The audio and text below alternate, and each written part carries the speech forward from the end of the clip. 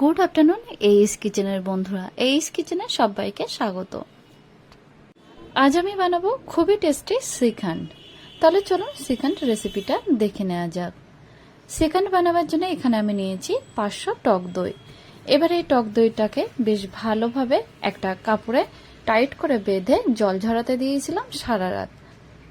দেখুন সারা রাত পরে টক দইটা অনেকটাই টাইট হয়ে এসেছে। দেখুন এবার একটা পাত্রের মধ্যে নিয়ে নিচ্ছি। শ্রীখণ্ড বিভিন্নভাবে বানানো যায়, আমি এখানে একটু পেস্তা দিয়ে বানাচ্ছি। উষ্ণ গরম দুধে পেস্তা ভিজিয়ে রেখেছিলাম আর কেশর। এবার এটা ব্লেন্ডার জারের মধ্যে নিয়ে ভালোভাবে পেস্ট করে নেব। পেস্ট করা হয়ে গেছে। এবার টক দইটা আরেকটা বড় পাত্রে নিয়ে নেব। টক দইয়ের মধ্যে দিয়ে দেবো অল্প পরিমাণে গরম মশলা পাউডার আর 1 চামচ সুগার পাউডার। প্রথমে সুগার পাউডারটা 1 চামচ দিয়েছে, পরে লাগলে আর একটু দিয়ে দেবো। এবার একটা হ্যান্ড হুইস্ক দিয়ে বেশ ভালোভাবে মিক্সড করে নেব। তারপরে দিয়ে দিচ্ছি হাফ বাটি মালাই।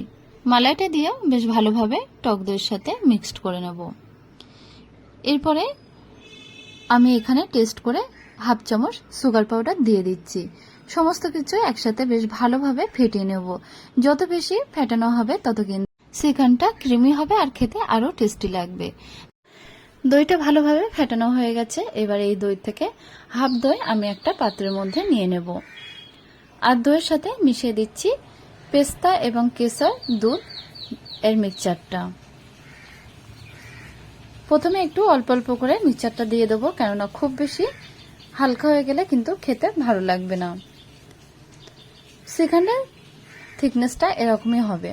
দেখুন একদম ক্রিমি ক্রিমি ভাব চলে এসছে। এইভাবে পেস্তার শ্রীখণ্ডটা বানিয়ে নিয়েছি। এবার একটা সার্ভিং প্লেটে আমি পেস্তা দিয়ে বানানো শ্রীখণ্ড আর এমনি শ্রীখণ্ডটাও দিয়ে দিচ্ছি। এবার গার্নিশিং এর জন্য গ্রেট করা পেস্তা, চেরি এবং কেশর দিয়ে দিলাম। তৈরি হয়ে গেছে শ্রীখণ্ড। তাহলে বন্ধুরা দেখলেন তো কত সহজে এবং খুব অল্প সময়ে শ্রীখণ্ড বানানো যায়, আর এটা খেতে কিন্তু অত্যন্ত টেস্টি।